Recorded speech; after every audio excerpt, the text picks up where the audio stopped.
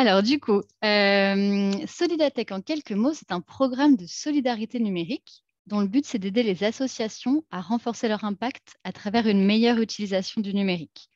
On a été créé en 2008 et on appartient pleinement aux Ateliers du Bocage, qui est une coopérative d'insertion membre du mouvement Emmaüs, qui est située dans les Deux-Sèvres et dont le cœur de métier, c'est plutôt tout ce qui concerne la collecte et le réemploi de matériel informatique et de smartphones. Et donc, on a été créé par les Ateliers du Bocage dans le cadre d'un partenariat fondateur avec TechSoup. Et TechSoup, c'est une ONG américaine qui fait comme nous, donc qui est comme nous un réseau international de solidarité numérique et qui va chercher un petit peu des relais des partenariats qu'elle met en place dans tous les pays du monde. Nos bénéficiaires sont essentiellement des associations loi 1901, même si on retrouve quelques autres statuts comme par exemple des fondations RUP. Quelques chiffres clés pour vous donner une idée. Solidatech, maintenant, c'est plus de 35 000 organisations qui se sont inscrites gratuitement au programme et à qui on a distribué et vendu plus de 540 000 outils depuis la création du programme, ce qui correspond, comparé à la valeur marchande de ces biens, à une économie de presque 200 millions d'euros pour le secteur associatif. Alors concrètement, comment est-ce qu'on aide les assos dans le secteur du numérique ? Pas que, mais pour faire court ici, je vous présente nos deux modes d'action principaux, que sont d'une part l'outillage et d'autre part l'accompagnement. Alors, qu'est-ce qui se cache derrière outillage ? En fait, deux choses surtout. D'une part, les solutions et logiciels qu'on retrouve à notre catalogue. Donc là, vous avez un petit aperçu avec cette cartographie de tous les sujets qu'on essaye de couvrir. Donc voilà, vraiment de l'outil de bureautique ou de tous les outils collaboratifs, en passant par l'outil de conception graphique, de comptabilité, de sécurité, etc. Autant que possible, tous les besoins classiques, on va dire, d'une association.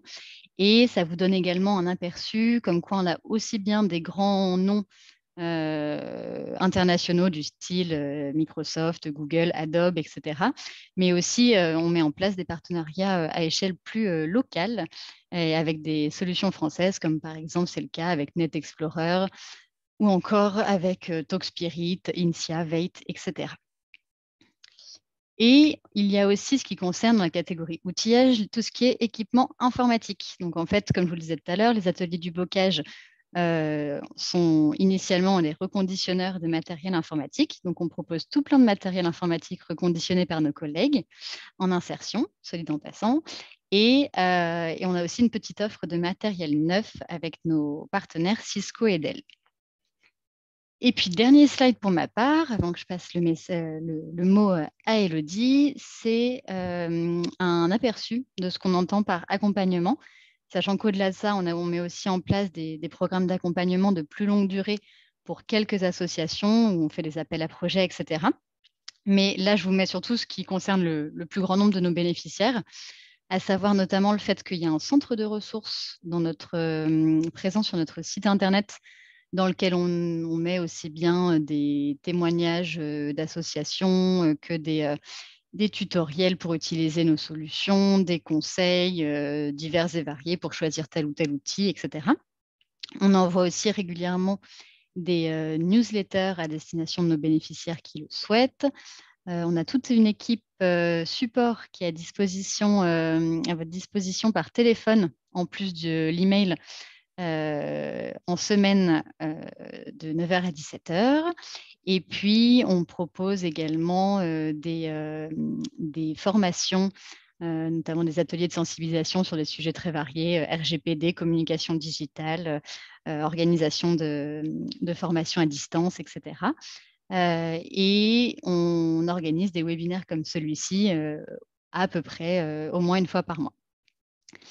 Voilà, je vous ai dit l'essentiel. Je vais désormais te laisser la place, Élodie. Merci Lorraine. Alors, je vais à mon tour partager mon écran avec vous. Voilà. Et on va lancer le diaporama. Tu me confirmes, c'est bon Lorraine de ton côté? Oui, c'est bon de mon côté. Contrairement, avant, tu voyais mon écran, Élodie?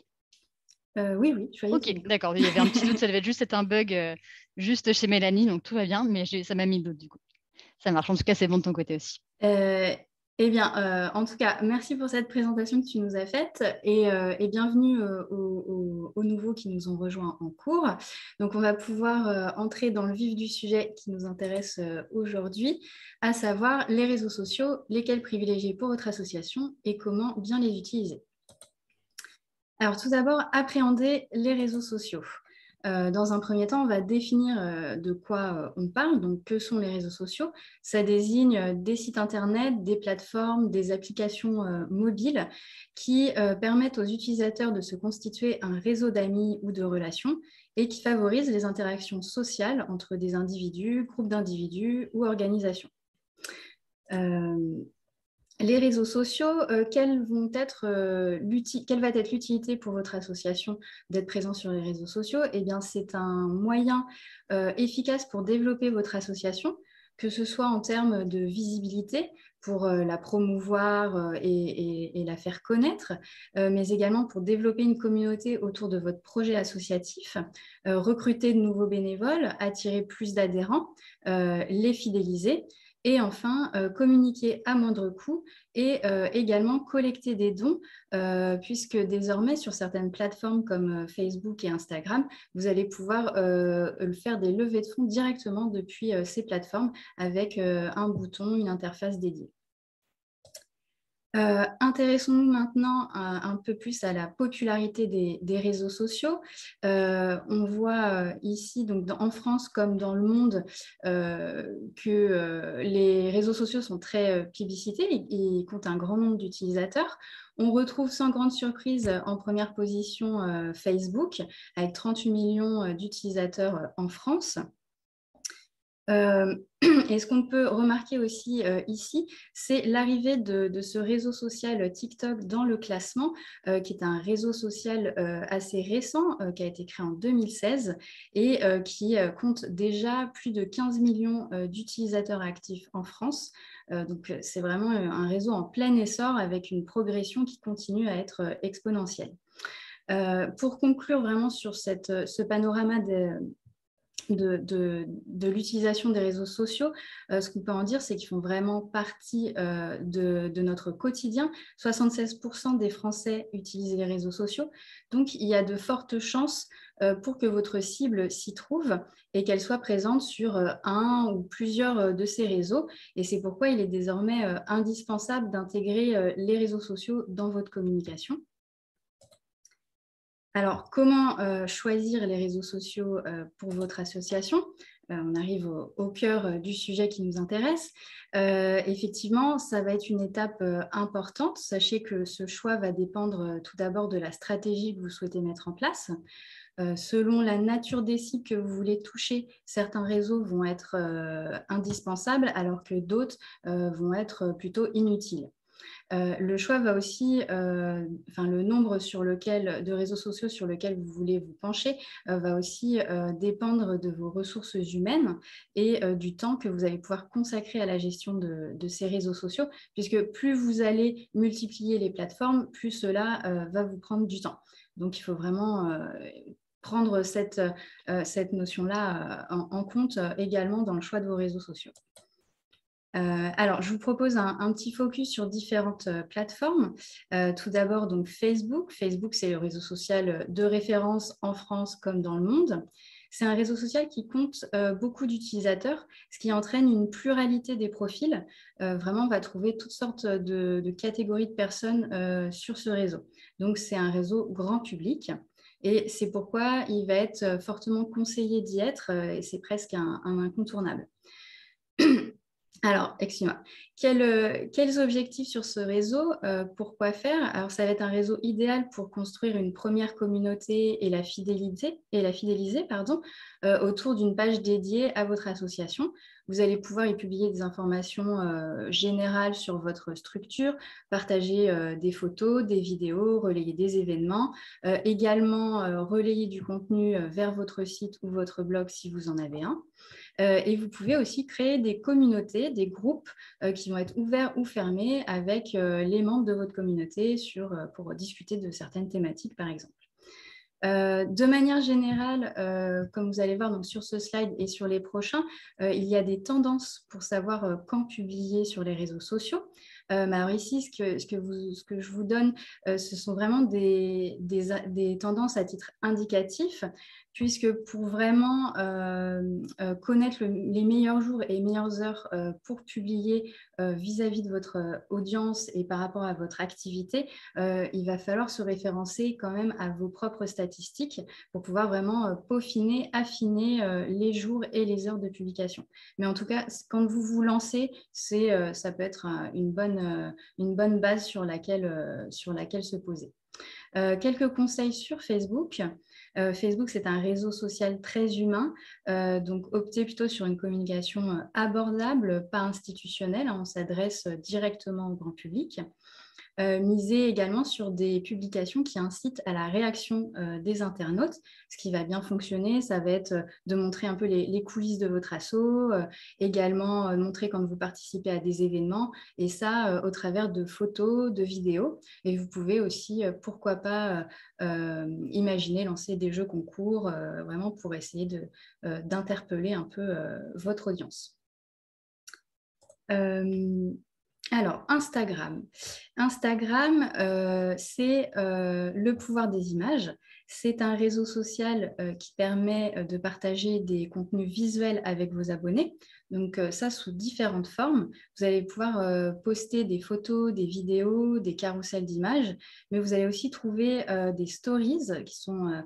en fait, vous allez poster des vidéos éphémères qui vont s'afficher 24 heures avant de s'effacer. Il y a également des réels qui sont des vidéos courtes de 60 secondes qui vont disposer de leur propre onglet. Et vous pouvez aussi faire des lives, des vidéos en direct dans lesquelles vous allez pouvoir échanger avec votre audience via des commentaires, toujours en direct. Donc, c'est un réseau qui est très populaire auprès des jeunes adultes. On voit 71% des utilisateurs ont moins de 35 ans. Donc, ça peut être intéressant pour votre asso d'y être présent si vous souhaitez cibler en priorité les jeunes et gagner en notoriété auprès de ce public. Quels vont être les objectifs sur Instagram? Pourquoi y aller?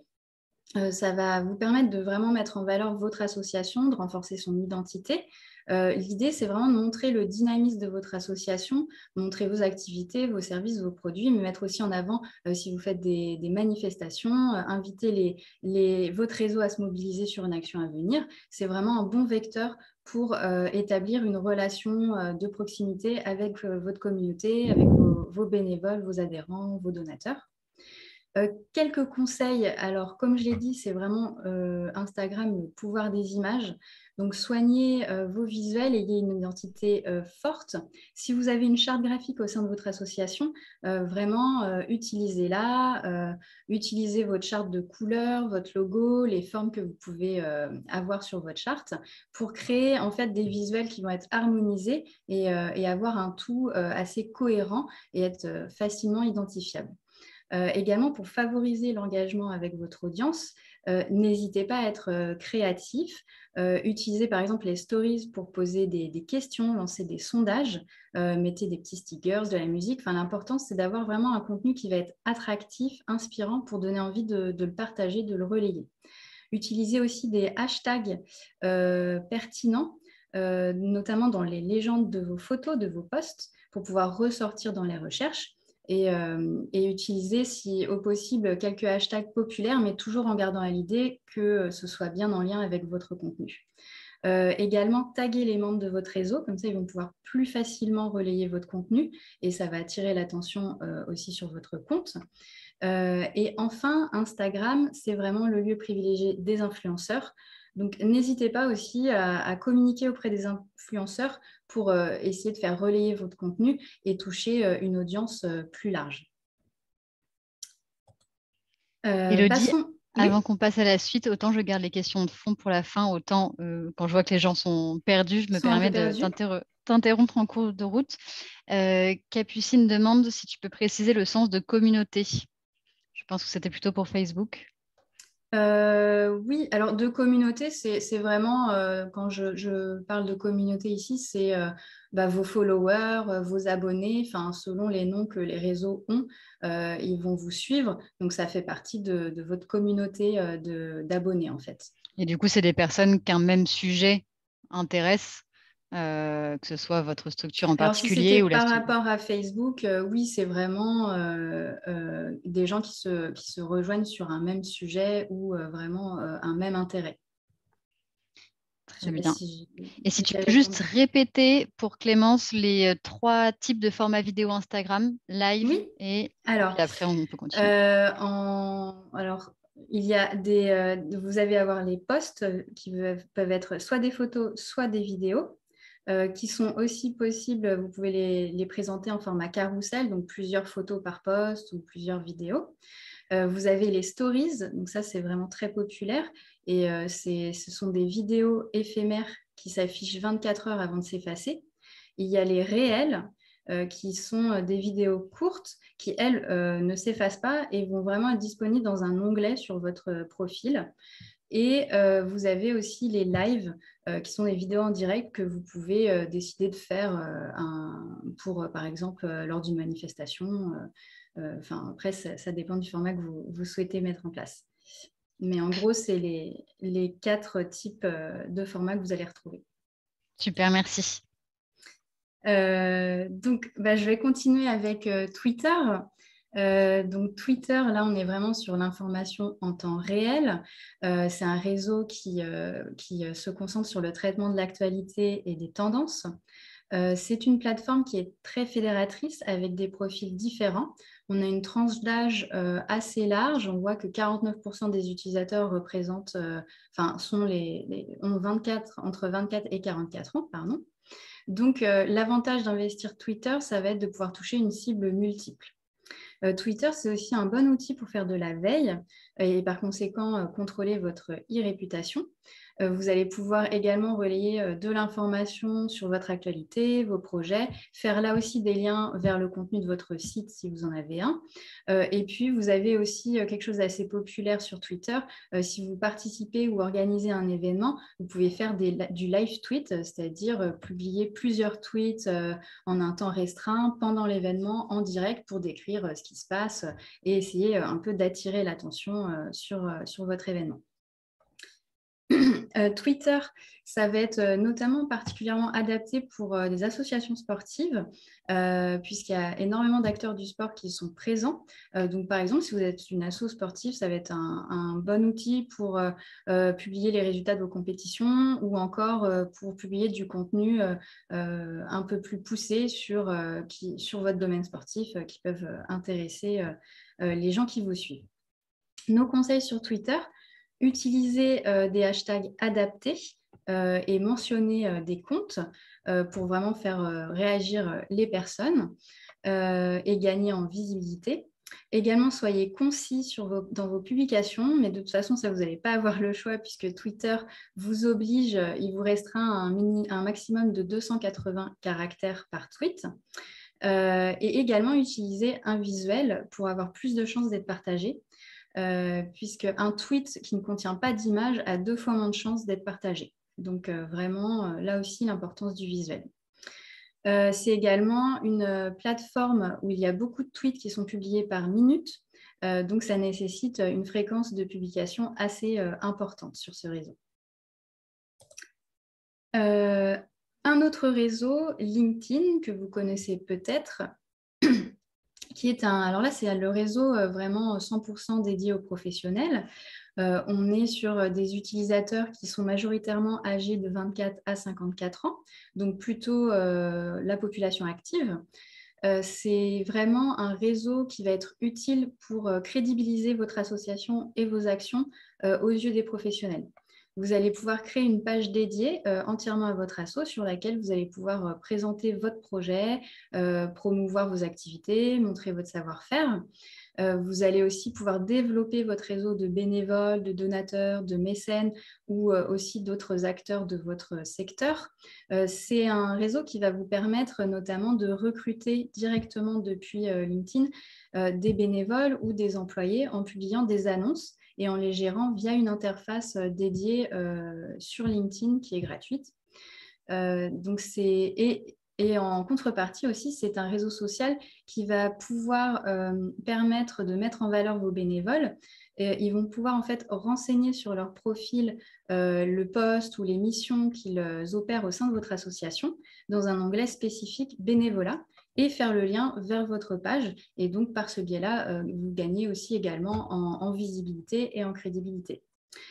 Au-delà de développer son réseau, c'est un outil quand même LinkedIn de partage d'expériences pour vraiment échanger sur des connaissances, donc miser sur la qualité des contenus plutôt que la quantité et garder en tête de toujours véhiculer un contenu qui soit assez professionnalisant. Et contrairement à d'autres réseaux, la durée de vie des publications est assez longue. Donc, c'est un vrai moyen pour développer votre présence en ligne sans être obligé de devoir poster trop souvent. Et donc, enfin, on va arriver sur le réseau TikTok qui est le nouveau réseau tendance. Il est très plébiscité par les adolescents et les jeunes adultes. 75% des utilisateurs ont entre 13 et 24 ans. Twitter, qu'est-ce que c'est? C'est une application de partage de vidéos qui va permettre aux utilisateurs de se mettre en scène dans des vidéos de moins d'1 minute. Le principe sur Twitter, c'est de proposer des challenges qui sont souvent dansants ou musicaux. Et donc, l'idée, par exemple, pour votre association, c'est d'imaginer et de proposer à votre communauté, donc aux gens qui vous suivent, des défis pour votre association, des défis autour de vos valeurs, de vos causes, de vos missions, pour, par exemple, sensibiliser les jeunes. On a un bon exemple en 2020, il y a la Croix-Rouge qui avait lancé un challenge sur TikTok qui s'appelait le PLS Challenge. Et en fait, ça mettait en scène 4 influenceurs qui se sont appropriés chacun les gestes de premier secours, le tout toujours en danse, et vraiment pour sensibiliser les jeunes aux gestes qui sauvent.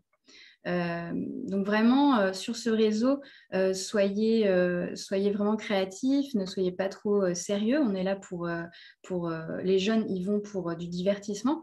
Donc, publier du contenu qui va rester assez ludique et léger, mais qui va pouvoir vraiment sensibiliser, par contre, sur des sujets aussi sérieux que, vous voyez, le PLS Challenge. Un autre point, c'est vraiment soyez également vigilants aux messages que vous transmettez, puisque ça attire quand même un public très jeune, voire même plus jeune que 13 ans hein, parfois. Donc, selon ce que vous allez souhaiter communiquer, gardez ça en tête. Et enfin, très rapidement, pour terminer sur ces réseaux-là, vous avez Snapchat, qui est aussi un réseau social très plébiscité par les jeunes.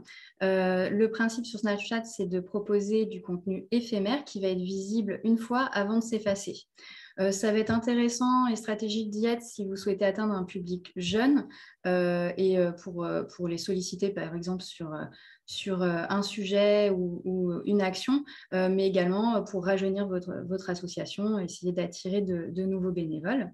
Nos conseils, ça va être de publier du contenu là aussi créatif. N'hésitez pas à utiliser les nombreux filtres qui sont disponibles, montrer les coulisses de votre association, relayer vos missions sur le terrain si vous en avez, vos actions, et surtout publier souvent, puisqu'on est sur du contenu éphémère, donc il faut vraiment publier assez souvent pour retenir l'attention et pour être vu. Enfin, je vous présente très rapidement 2 réseaux sociaux alternatifs. Vous allez avoir Diaspora, qui est un équivalent de Facebook, et Mastodon, qui est une alternative à Twitter. Donc, ce sont des réseaux alternatifs dans le sens où ce sont des réseaux libres, décentralisés, et qui vont avoir quand même pour intention d'apporter vraiment un grand respect à la vie privée des gens. Tous ces slides, de toute façon, seront disponibles en ligne dans notre centre de ressources lors du replay. Donc, vous pourrez vraiment prendre le temps de tout relire et d'étudier un peu plus approfondément ces réseaux.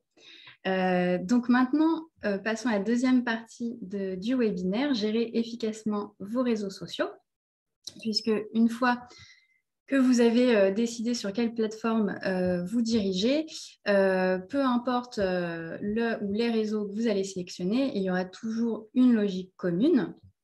Vous allez toujours devoir soigner votre présentation, aller à la rencontre d'autres utilisateurs, parce que parler de soi, c'est bien, mais il va falloir aussi interagir, aimer, partager, commenter.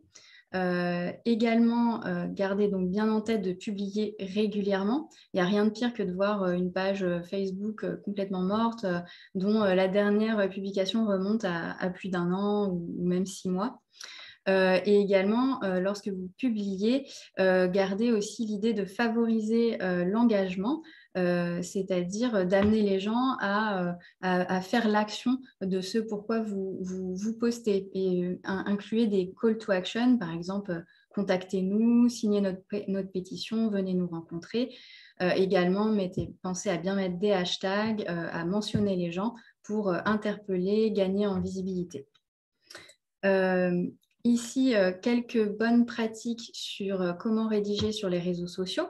Je vous laisserai, pareil, prendre un peu plus connaissance de ce slide, de nos conseils. Mais je voudrais passer un petit peu plus de temps sur les astuces pour bien communiquer en général. Alors, il n'y a pas de recette magique, hein, mais vraiment plus des bonnes pratiques quand même à appliquer pour mener une bonne communication sur ces réseaux sociaux. Tout d'abord, pensez à mener une stratégie de veille pour déterminer les tendances et les sujets d'actualité que vous allez pouvoir relayer. Également, très important, définissez votre ligne éditoriale et également une stratégie de contenu qui va être adaptée selon le réseau social. C'est important de définir le style, le ton à adopter sur chaque réseau. Également, quelles thématiques et quels sujets vous allez y aborder en priorité. Et puis notamment, vous pouvez aussi préciser le rythme de publication. Et tout ça, toute cette ligne éditoriale peut être centralisée dans une charte éditoriale que vous mettez sur un Word. Enfin, vraiment, c'est plus d'avoir un document de référence au sein de votre association qui va vraiment définir votre ligne sur les réseaux sociaux. Et pour vous aider à garantir aussi cette ligne édito, n'hésitez pas à utiliser un planning de publication, c'est-à-dire de faire un calendrier avec une vision idéalement des posts que vous allez publier sur 1 ou 2 semaines. Et vraiment pour garantir d'une part la cohérence de votre communication sur les réseaux, mais aussi pour ne rien oublier d'important, puis mieux vous organiser. Et également, si vous avez la possibilité aussi de programmer tout ce que vous allez publier pour la semaine suivante au même moment, le même jour, comme ça le travail de publication est concentré sur quelques heures ce jour-là. Également, choisissez des visuels percutants et utilisez des images libres de droit. Comme on l'a vu, les réseaux sociaux, ils donnent une place importante à l'image et c'est vraiment une tendance qui continue. Donc, soignez vos visuels. Pour cela, vous pouvez utiliser des banques d'images libres de droit comme Freepik ou Unsplash. Aussi des petits outils de mise en forme comme Canva, GIMP ou Pixel Editor qui proposent des versions semi-gratuites où vous allez déjà pouvoir un peu travailler vos visuels.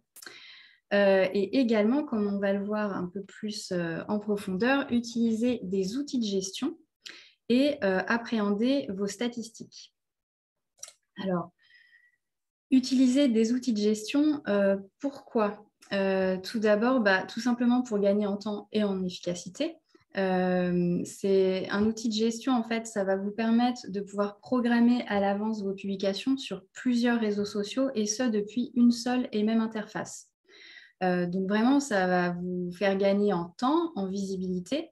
Et puis, vous allez aussi, ça va vous permettre d'avoir une vue globale sur la communication de vos réseaux sociaux.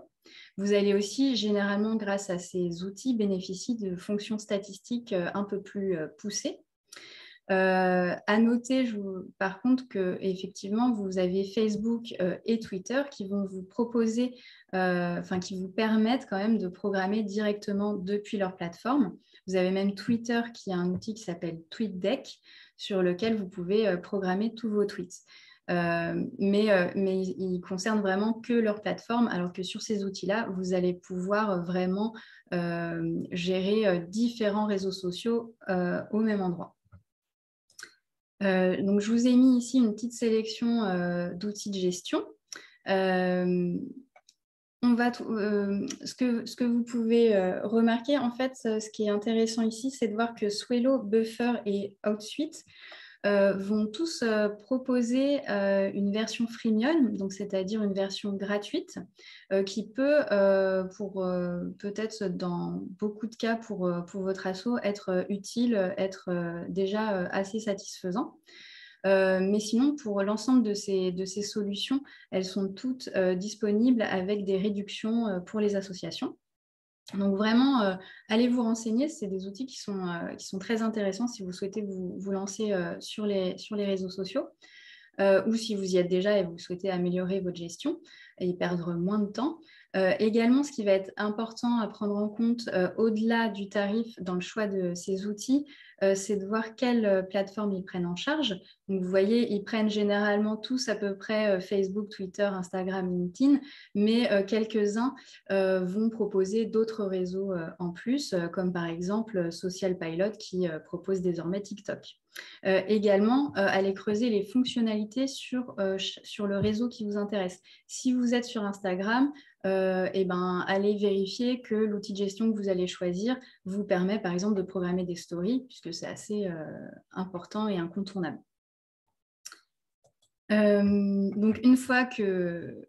Donc également, pour bien gérer ces réseaux sociaux, il faut penser à analyser les performances de vos publications. Ce qui va vous permettre en fait d'affiner votre stratégie et puis de voir l'évolution de votre audience et identifier ce qui fonctionne ou non et de pouvoir un peu rectifier le tir.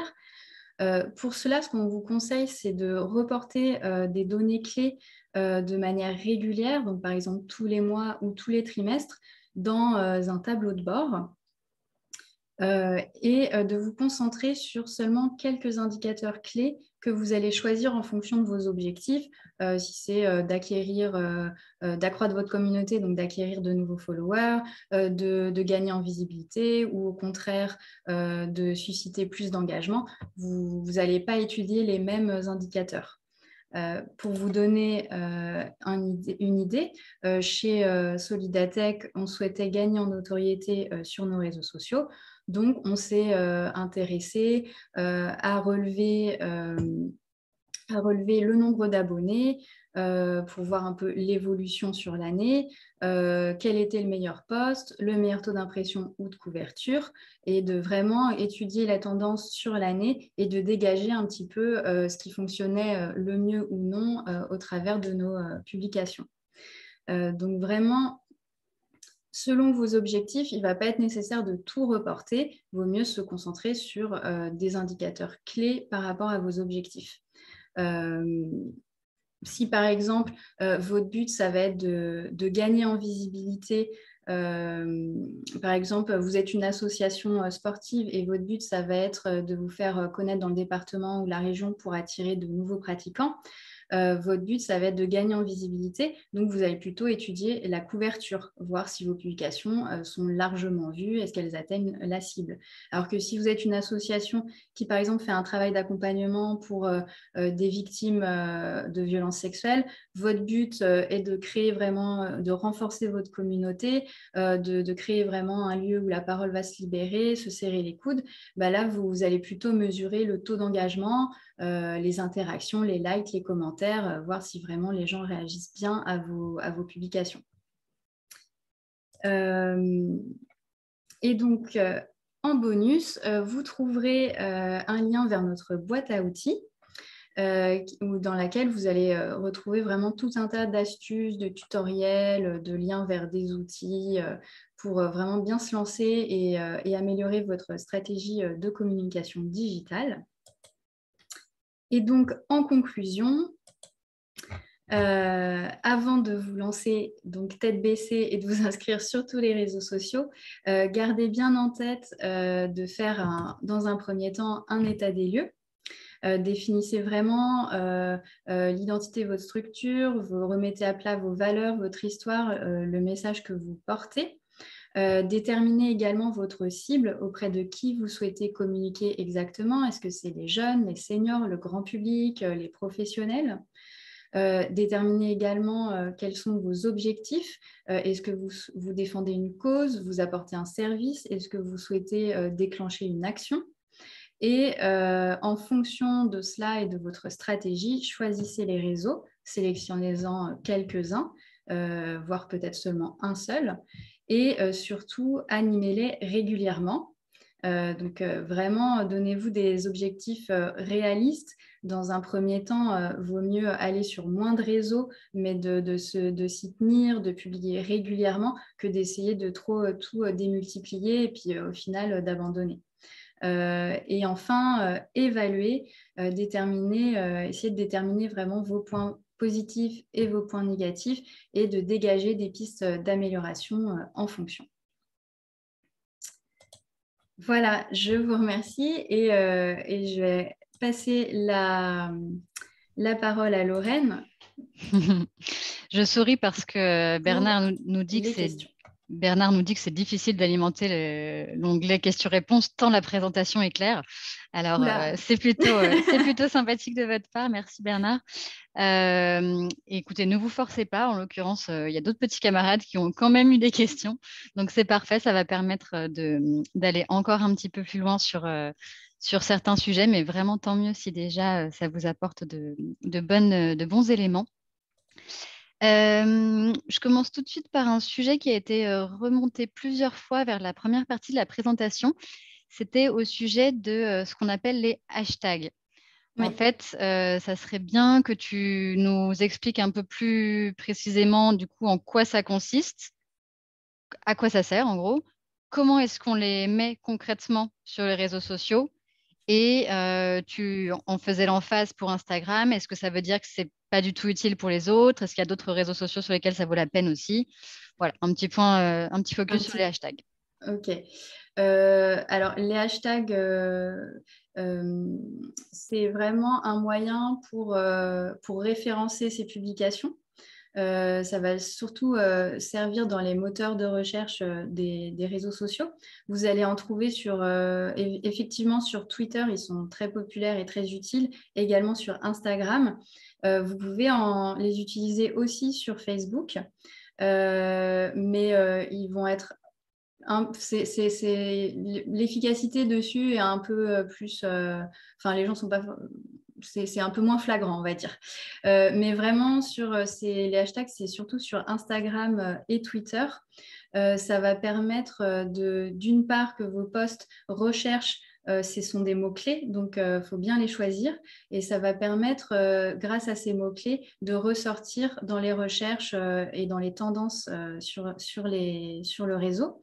Ce qui peut être utile, donc c'est vraiment d'inclure des hashtags qui vont être populaires, qui vont être tendances. Pour ça, vous pouvez, par exemple sur Twitter, vous allez directement voir sur votre fil quels sont les hashtags populaires. Hein, ils sont déjà affichés. Mais vous allez avoir aussi des outils comme par exemple Hashtagify.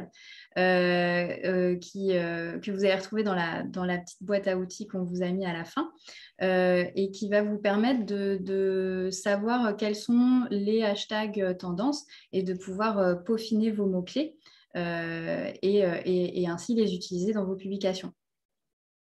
Donc vraiment à retenir, le hashtag, c'est des mots-clés que vous mettez dans vos posts ou sous vos posts selon le réseau social et ça va vraiment vous permettre de gagner en visibilité.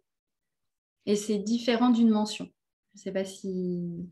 Oui, bah tu peux, ça a aussi été dans les questions de faire la distinction, donc tu peux repréciser à quoi sert la mention et comment on la fait aussi. La mention, c'est avec le signe arrobase. Et donc là, mentionner, c'est vraiment que vous allez mentionner quelqu'un. vous allez faire un renvoi vers un profil ou une page. Et là, donc, vous allez vraiment attirer l'attention de cette personne ou de cette page. Et ça va aussi, donc elle va être notifiée. Ça va aussi lui permettre de partager plus facilement son contenu. Elle va voir qu'elle a été mentionnée, elle va regarder ce qui se passe et puis elle va pouvoir aussi le relayer de son côté. Et donc, vous allez aussi toucher son audience. Et tu parlais des mots-clés. Par exemple, Émilie nous demande si on recommande plutôt des mots-clés en français, en anglais. Alors ça va être aussi plutôt en fonction de votre cible. Nous, par exemple, on utilise majoritairement en français parce qu'on sait que notre cible va plutôt se trouver en France. Mais après, si votre cible va vraiment toucher d'autres nationalités, vous pouvez effectivement mettre des hashtags dans une autre langue. Tout à fait. Euh, Après, quelques détails de fonctionnalités, etc., sur certains réseaux. Par exemple, est-ce que tu sais si, c'est Brigitte qui se pose la question en l'occurrence, si on peut faire des vidéos en direct sur Facebook comme sur Instagram? Pardon, tu me parlais de quel réseau? Facebook, est-ce qu'on Oui, peut faire des vidéos en direct comme sur oui. Instagram? Oui, on peut. Alors, sur Facebook, vous pouvez même faire comme des stories. En fait, bon, les réseaux sociaux, que ce soit, se copient pas mal hein, sur les tendances. Par exemple, Instagram s'est fait un peu concurrencer par TikTok, donc il a vraiment mis en avant le contenu vidéo des stories, des réels. Facebook, lui, se faisait concurrencer pas mal par Instagram et donc avait aussi inclus cette possibilité de faire des stories également depuis Facebook. Et vous pouvez aussi faire des vidéos en direct. Par exemple, si vous avez un événement, vous pouvez également le retransmettre sur Facebook. C'est vrai que maintenant, on va dire les fonctionnalités, il y en a beaucoup qui sont transversales sur différents réseaux. Et c'est live sur Facebook, là c'est Stéphanie cette fois-ci qui se demande, est-ce qu'on peut les enregistrer pour en faire un replay? Normalement, sur Facebook, oui. Alors que sur Instagram, vous n'allez pas pouvoir les enregistrer comme ça. C'est-à-dire que normalement, vous faites votre live et la vidéo, après, elle n'est plus accessible.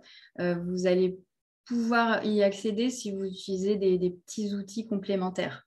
Mais sur Facebook, je vous avoue, c'est pas fiable ce que je vous dis, mais normalement, je crois que vous avez la possibilité de les enregistrer. Je ne sais pas C'est si au toi, tu as moins eu l'occasion. ça reste au moins disponible sur la page si on le souhaite. Je ne sais Oui, pas c'est ce qu'il ça. en est de le mettre à disposition ailleurs. Ça, Après, je ne oui, sais de pas. le télécharger, c'est peut-être plus compliqué, mais en tout cas, Je de suis pas rester sûre. sur la page, de rester disponible, oui. On va aussi profiter de ce temps de questions-réponses pour aborder brièvement d'autres réseaux qu'on n'aurait pas, sur lesquels on n'avait pas d'infographie et sur lesquels on a moins creusé. Alice, par exemple, se demande en quoi peut nous aider Pinterest. Pinterest. Mm. Pinterest, c'est un réseau en fait pour faire des mood boards. C'est vraiment, vous allez faire des Alors là, tableaux. il va falloir traduire ce Je gros vais mot-là. l'expliquer, le mood board, c'est des tableaux de tendance. Donc c'est aussi c'est du partage de visuels. Donc, vous allez trouver des photos, des illustrations, des infographies également. C'est intéressant de l'utiliser pour trouver des inspirations. Et donc, sur Pinterest, vous allez pouvoir créer un tableau avec vraiment tous les petits visuels que vous avez chinés à droite à gauche et que vous aimez bien. Et vous allez pouvoir partager ces tableaux auprès de d'autres utilisateurs. Moi, personnellement, d'un point de vue associatif, comme ça, je ne vois pas forcément l'intérêt direct. Je pense que ça peut vraiment être plus un intérêt au sein de votre asso si vous avez pour peut-être vous mettre du contenu à disposition pour des bénévoles. Enfin, c'est vraiment Oui, là, je suis d'accord, je pense que ça peut servir pour de la veille. Mais par contre, se exactement. créer un compte en tant que structure sur Pinterest, une fois de plus, on fait des généralités par définition. Oui, En règle générale, il y a peu de chances que ce soit pertinent. Mm. Aude, quand elle évoquait les réseaux sociaux que sont Discord et Twitch, je ne sais pas si tu veux en dire un mot ou si tu veux, je peux m'en charger aussi si besoin. Je veux bien que tu t'en charges parce que c'est pas forcément les réseaux sur lesquels Alors, typiquement, Aude, j'ai le c'est des plus réseaux d'expérience. qu'on n'a pas. Enfin, pareil, on va dire statistiquement, il y a peu de chances que ce soit pertinent pour une association d'aller dessus à l'heure actuelle en tant que chaîne. Et donc, c'est pour ça qu'on ne s'attarde pas dessus, parce que c'est moins grand public. Mais pour en dire deux mots, en gros, Mm. Discord, c'est un réseau qui existe depuis 6 ans, 6, 7 ans maintenant et qui est une plateforme en fait qui est beaucoup utilisée au sein des joueurs de jeux vidéo. En fait, c'est très pratique pour communiquer en même temps et grosso modo, ça permet d'échanger à plusieurs à l'oral euh, enfin, voilà, à l'oral en groupe. Donc ça sert pas mal dans ce cadre-là. Et Twitch, c'est une plateforme qui existe à peu près depuis la même période et qui est plutôt consacrée comment on appelle ça, le live streaming. Donc moi aussi, je vais traduire mes gros mots, mais c'est à la diffusion de vidéos en direct. Et typiquement, pas que, mais c'est aussi beaucoup utilisé par les joueurs de jeux vidéo qui partagent leur écran en fait et qui jouent et qui commentent en parallèle. Après, il y a aussi des gens qui parlent des heures devant leur écran pour raconter tout n'importe quoi. Mais c'est pas on va pas plus s'y attarder là parce que c'est moins intéressant pour la plupart des associations de se donner la peine d'animer ce genre de page. Ensuite, je réponds très brièvement, tellement c'est vite fait à Angélique sur comment intégrer des émoticônes sur LinkedIn. Quand vous rédigez un post, clic droit, emoji, et là vous avez une banque qui Qui apparaît apparaît. à vous. Peut-être repréciser un petit peu pour Agnès le moment où tu parlais des outils de gestion. Qu'est-ce qu'on entend en fait par ce terme d'outils de gestion? À quoi ça sert globalement? À minima, outil de publication, mais peut-être pas que. Oui.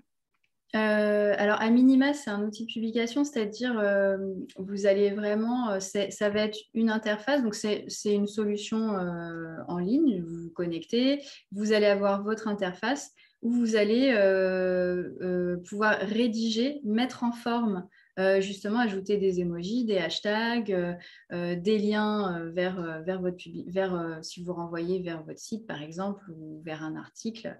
Et vous allez pouvoir vraiment mettre tout en forme votre post, votre publication. Vous pouvez même voilà, ajouter le visuel si c'est une vidéo. Et donc, et une fois que vous avez mis en forme votre publication, vous la programmez. Vous déterminez l'heure, la date à laquelle vous souhaitez la programmer. Et vous allez pouvoir le faire pour plusieurs plateformes. Et donc plusieurs réseaux sociaux, pardon. Je préfère utiliser le terme plusieurs réseaux sociaux. Donc nous, par exemple, on utilise Swello. Cet outil de gestion, je vais pouvoir rédiger mon post Facebook, le programmer, rédiger celui sur Twitter. Je peux le copier-coller et puis, par exemple, dire il va être aussi être publié sur LinkedIn. Et vous allez aussi obtenir une vision, la plupart des outils proposent une vision calendrier. Donc, vous allez vraiment voir tous les posts que vous avez programmés pour la semaine suivante ou pour le mois suivant même. Et ce qui vous permet vraiment de faire ce travail en amont et de ne pas être obligé d'aller publier tout le temps en direct et de vraiment concentrer ce travail-là sur une période donnée. Et également, au-delà de la publication, de la mise en page de ces publications et de la programmation, vous allez avoir des données statistiques, vous allez vraiment pouvoir télécharger des rapports. C'est aussi des outils qui vont vous donner en temps réel des informations. Par exemple, moi je prends encore l'exemple de Swello parce que c'est ce qu'on utilise, mais par exemple, il va vous dire ce post sur Twitter vaut mieux que vous publiez à 15 heures ou votre audience, non, elle est plutôt à 17 heures. Et donc, vous allez pouvoir le programmer. Ce qui permet aussi d'avoir des publications en dehors des horaires de présence dans votre association, de pouvoir publier le week-end, etc. Et vous allez obtenir aussi vraiment des données statistiques très personnalisées et beaucoup plus poussées. Et je ne sais pas si tu voulais ajouter d'autres choses, peut-être, Lorraine, sur ces outils. Éventuellement, si tu as une recommandation sur le plus simple qui est pour une néophyte. L'avantage, je dirais, de Swelo, c'est c'est une solution française. Donc, il est entièrement disponible en français. Vous avez aussi une équipe derrière qui peut répondre rapidement à vos questions, tout en français. Et également, vous avez une version gratuite. Donc, ça peut être vraiment une bonne solution pour débuter. Et après, vraiment, Buffer et HotSuite sont quand même très populaires et ont l'avantage de proposer beaucoup de fonctionnalités pour publier sur les différents réseaux. Après, moi, vraiment, je ne les ai pas tous utilisés, donc je ne vais pas pouvoir vous dire concrètement lequel est le mieux. Ça dépend aussi de vos usages, ça dépend vraiment de ce que vous faites sur les réseaux sociaux. Si vraiment vous lancez à fond, par exemple sur Instagram, creusez vraiment les fonctionnalités disponibles. Je trouve que c'est important de pouvoir programmer et publier des stories, des contenus vidéo depuis son ordinateur à l'avance. Ce qui est vraiment l'avantage de ces outils-là. Sinon, comme c'est vrai que je ne l'ai peut-être pas forcément trop mis en avant, mais des applications comme TikTok, comme Instagram, Snapchat, elles sont faites pour des mobiles, pour des smartphones. Donc, pour vraiment publier votre contenu, vous allez être obligé de passer par votre téléphone. Et donc, ces plateformes, c'est aussi un moyen de contourner aussi ce défaut matériel, on va dire. Je vois qu'il y a des gens qui Ariane utilisent Swello. Ariane, c'est plutôt que quelqu'un demandait comment ça s'écrivait. Ariane demandait en gros quels outils de gestion dans le tableau proposaient des versions gratuites. Vous prendrez le temps de revenir, Oui. Ariane, calmement plus tard sur le tableau et vous verrez que ça fait justement partie des critères de sélection d'Elodie. Il y a une colonne en fait qui est précisément dédiée à ce point-là, donc vous pourrez avoir cette information par la suite. Par ailleurs, Fabrice qui dit qu'il utilise pour sa part Facebook Business qui permet de gérer à la fois Instagram et Facebook en même temps et qui demande si du coup c'est utile d'utiliser un support supplémentaire. Typiquement, si vous êtes satisfait de cet outil-là, que Facebook et Instagram sont précisément les deux réseaux sociaux que vous avez besoin de gérer de pair et que tout fonctionne, non, il n'y a pas besoin de changer. Ça peut évidemment tout à fait faire l'affaire. C'est juste qu'il faut être précisément concerné en effet par ces deux réseaux sociaux-là pour que ce soit pertinent. Mais si c'est votre cas, c'est parfait. Si vous avez trouvé chaussure à votre pied. En deux, trois phrases, si tu peux replacer ce qu'est un influenceur, ça pourra éclairer quelques lanternes. Un influenceur, en fait, ça va être vraiment une personnalité connue sur les réseaux et reconnue et qui va avoir une audience assez large et qui généralement est influenceur dans un domaine. On a vraiment l'idée par exemple, ce qui est très connu sur par Instagram, les influenceuses mode, beauté, mais vous en trouvez pour vraiment toutes sortes de domaines. Et en fait, ce sont des gens qui vont disposer d'une audience très large. Et donc, ce qui est intéressant, c'est d'essayer de mettre en place des partenariats avec ces personnes-là. Qui vont, en fait, dans le cadre, ça peut avoir différents formats, mais ils vont pouvoir mettre en avant, soit partager votre post, mettre en avant une campagne que vous menez, parler juste de votre asso, par exemple, ou alors vraiment parler d'une action que vous allez mettre en place. Il faut vraiment réfléchir, vous, quel serait on va dire, le plus efficace de votre côté, quel serait votre objectif, et puis en fonction de déterminer quelques influenceurs qui pourraient remplir cet objectif et essayer de les contacter. On On s'éloigne un petit peu des deux, On trois s'éloigne un phrases peu là. peut-être. Ouais. On va, comme le temps passe, on va encore essayer de répondre à quelques questions. Par exemple, Thomas qui demande si on recommande plutôt qu'une seule personne gère tous les réseaux sociaux ou qu'il y en ait une différente par réseau. Ah oui, même par réseau.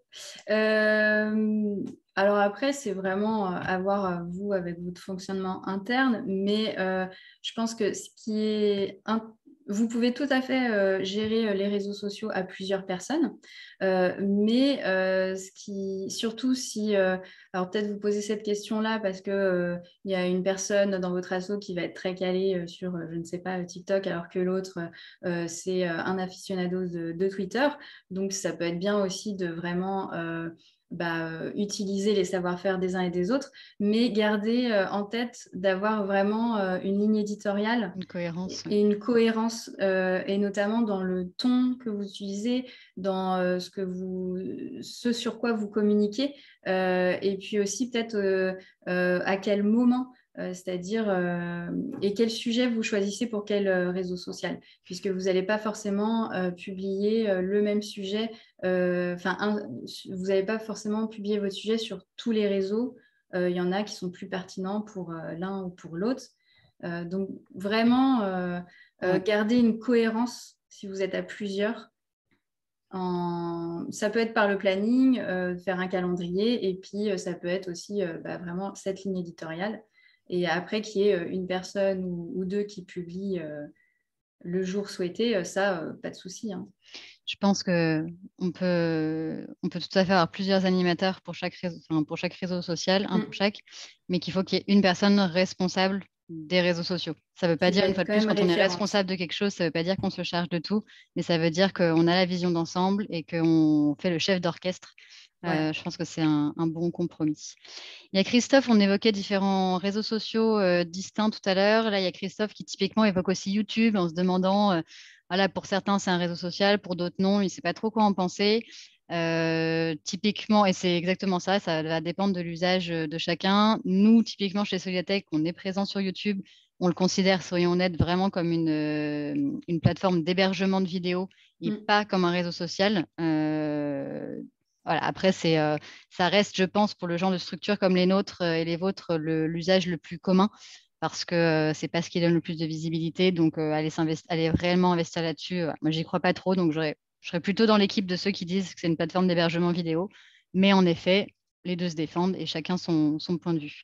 Ce que je vous propose de faire, parce qu'on arrive au temps imparti du timing initial, c'est, je me doute qu'il y en a plein qui doivent partir. Donc déjà, c'est de remercier tout le monde pour votre présence aujourd'hui. Vous rappeler que enregistrement de la vidéo et support de présentation seront à votre dispo dans notre centre de ressources et que vous en serez averti par mail, à mon avis, dans les 2 jours. On va rester 5-7 minutes supplémentaires, histoire de répondre à quelques questions de plus pour ceux qui ont encore un tout petit peu de temps. Et puis après, même si on n'aura probablement pas le temps encore de tout voir, on se quittera pour aujourd'hui, pour mieux se retrouver une prochaine fois, j'espère. Cela étant dit, qu'est-ce qui serait encore pertinent qu'on évoque ensemble? Peut-être des conseils très généraux, Élodie, sur comment lancer un groupe Facebook. Vraiment que si on imagine là, comme c'est le cas de Stéphanie par exemple, ils n'ont pas de compte encore. Est-ce qu'il y a des bonnes pratiques pour le lancer? Et notamment, j'entrevoyais, je crois, dans le chat à un moment donné, qu'il y en avait qui se demandaient par rapport au compte. Enfin, je pense qu'il y avait une confusion par rapport au compte individuel parce que certains demandaient comment spécifier qu'on était une structure et pas un individu. Donc, c'est peut-être bien de refaire un petit point là-dessus, parce que ça concerne pas mal d'assauts qui font la confusion parfois. Oui.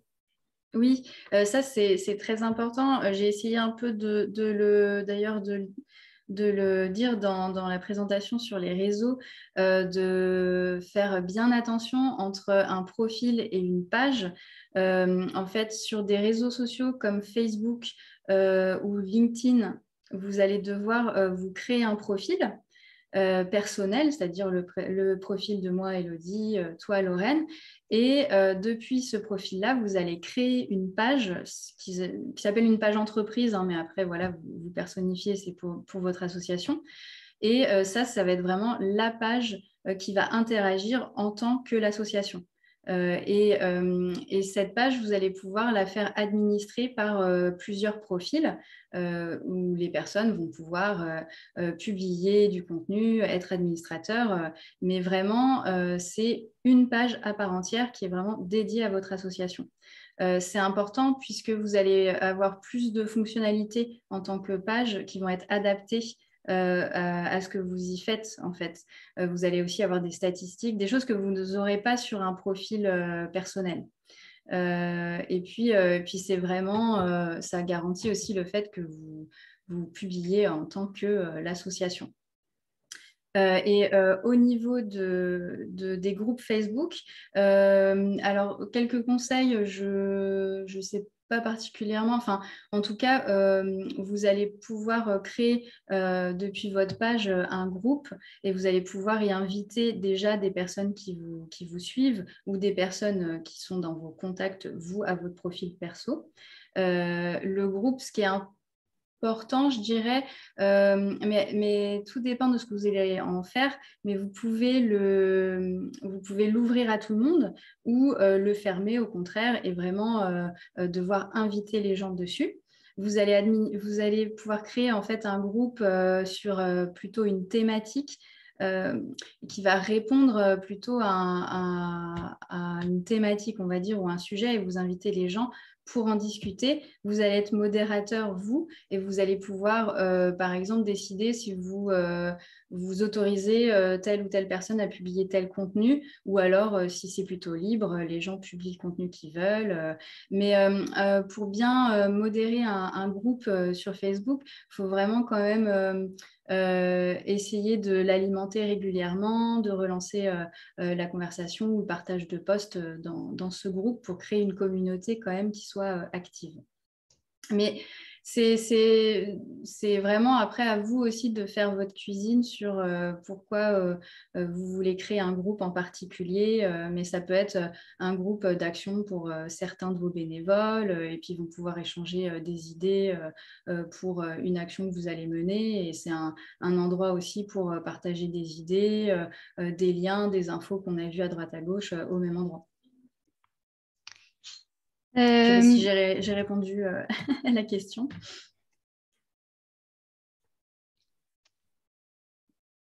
Je présume. Une question aussi qui est assez intéressante, je trouvais, de demander si poster exactement le même contenu sur différents réseaux sociaux, typiquement pour gagner du temps, etc. Est-ce que c'est utile ou est-ce qu'il vaut mieux systématiquement adapter? Alors, j'ai pas forcément. C'est vrai que là, je dirais que oui et non. C'est-à-dire que effectivement, il y aura de toute façon des réseaux sur lesquels vous allez devoir adapter de par le format. Où vous n'allez pas forcément pouvoir publier exactement la même chose. Mais en termes de messages, oui, il va falloir. Vous pouvez totalement publier le même post sur Facebook, sur LinkedIn, sur Twitter. Mais généralement, il va falloir quand même changer un peu la tonalité, peut-être vous adresser différemment à votre audience sur Twitter que sur Instagram. Va falloir peut-être utiliser aussi d'autres mots-clés. Mais vraiment, pour vous aider, nous, ce qu'on fait, c'est on a notre charte éditoriale, on va avoir un sujet qu'on veut relayer, on va regarder, on va se référencer à notre charte et se dire, alors, est-ce que ce sujet-là, il va bien aller sur LinkedIn? Tac, tac, tac. Ah non, il ne rentre pas dans ce qu'on a prévu de ce qu'on décide, de ce qu'on autorise à publier sur LinkedIn. Mais par contre, ah oui, ça passe sur Facebook, ça passe sur Instagram. Et donc, effectivement, on va publier le même sujet sur plusieurs réseaux. Mais toujours quand même en essayant de varier le ton ou la durée ou le format pour vraiment s'adapter aussi à l'audience type. Je dis un petit mot pour répondre rapidement à Clémence qui souhaitait revenir sur l'onglet spécifique bénévolat sur LinkedIn. Si on pouvait en dire un peu plus, en fait, c'est l'idée que sur les comptes individuels des personnes, mon profil, le vôtre, celui d'Élodie, on a un espace chacun dédié aux expériences et au bénévolat au-delà de nos expériences professionnelles, nos projets, le bénévolat, etc. Et donc, typiquement, si moi, je suis bénévole pour les Restos du Cœur, j'ai une section dans laquelle je peux le préciser. Et en fait, si les Restos du Cœur ont bel et bien un compte LinkedIn existant, eh bien, je peux vraiment le relier. Et ça permet de participer au fait de donner de la visibilité à votre association dans l'absolu surtout, et en l'occurrence aussi à votre page LinkedIn. Ça incite d'autant plus les gens à le signaler quand le compte existe et qu'on peut concrètement renvoyer vers quelque chose, parce que pour les Oui. recruteurs, c'est plus parlant. C'est l'idée générale. Après, Alice qui nous demandait si nos conseils d'animation seraient les mêmes que sur Facebook et Twitter pour leurs équivalents libres, Diaspora et Mastodon.